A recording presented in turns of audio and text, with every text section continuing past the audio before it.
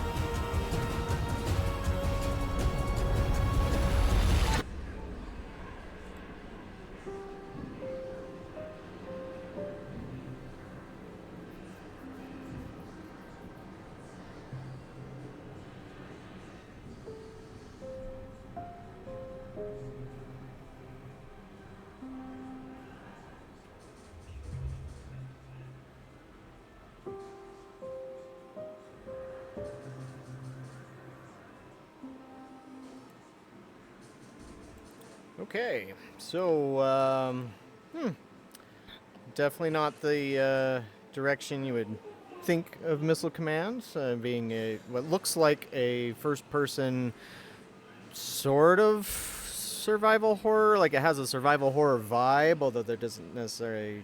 I mean, I don't know. There's things like broken glass and what looked to be a dead person there, and you're obviously all alone. But solving puzzles like these, and then the way that the missile launches are handled, certainly quite a bit different than the arcade machine. I mean, inherently, even though okay, let me back up. I was never a huge fan of Missile Command back in the day, back in the 80s and the 90s. The first time I played a Missile Command that I really enjoyed was Missile Command 3D on the Jaguar, and that was mainly in the VR mode. And maybe it's just because I didn't care a whole ton for the notion of never being able to win.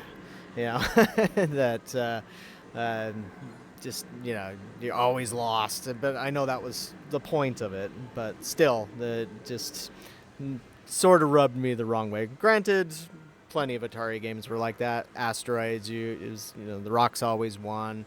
And Yar's Revenge, the Qtile always won, really. And so that was how it was.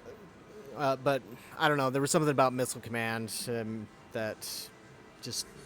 I found Asteroids and Yar's Revenge and those other ones that you really couldn't win to be more compelling that I came back to than I did Missile Command for whatever reason. But, this is interesting. I mean, I've said before, I think Atari should have been doing these sorts of things with their major IP over the years and trying out new ideas with them. Now, granted, that doesn't mean that every idea fits with whatever it is, but, sometimes it can work. And it's like Nintendo has done this very well for a long time. How many different game genres has Mario been involved with? Dozens, and those generally work. But of course, again, there sometimes are duds.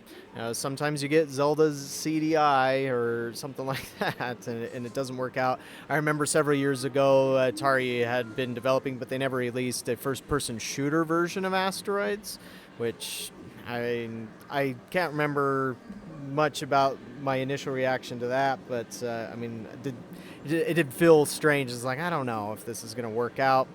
And of course, they've tried it with Haunted House a bunch of times, and out of all the Haunted House reboots that I've played, the one that I enjoyed the most was Haunted Houses. The other ones are pretty forgettable.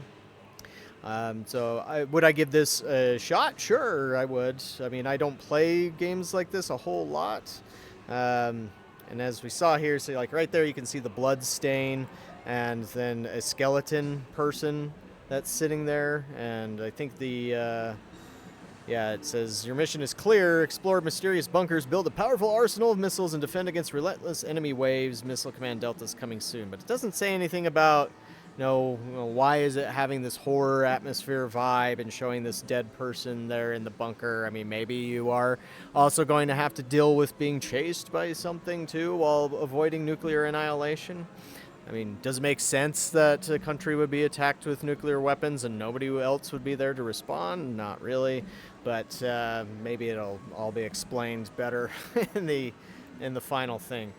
But what are your thoughts on that? Let me know in the comments below. And I guess if anybody's curious about Missile Command Recharged, so this week in the arcade business, there is what's called Amusement Expo 2025. I'm going to be doing a big preview about that on the blog arcadeheroes.com. Probably later today is when I'll post that.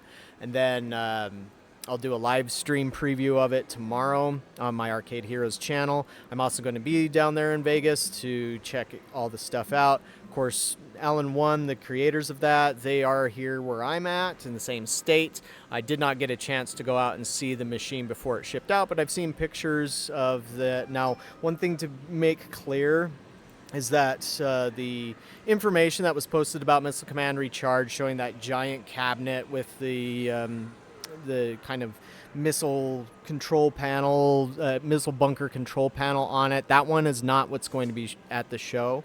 What it's going to be is in a cabinet that's a lot like the Asteroids Recharged arcade cabinet, where it's just an upright, kind of an 80s style size cabinet for 2 players. It has 2 trackballs on it.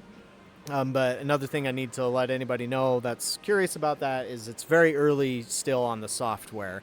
And so it doesn't have all of the features that are going to be implemented. One feature that is going to be cool that is going to be a part of it, and that I think most of the people on the design team are excited about is the big red button, where it's going to be essentially like a super zapper, where once you've built up a meter or something to get to a certain point, and that you can push the big red button, and then it will do like this massive like supercharger style attack that will wipe out a bunch of missiles on the screen. But it will have a cooldown as well, so it's kind of like the Death Blossom from the last Starfighter, so you have to use it wisely as well.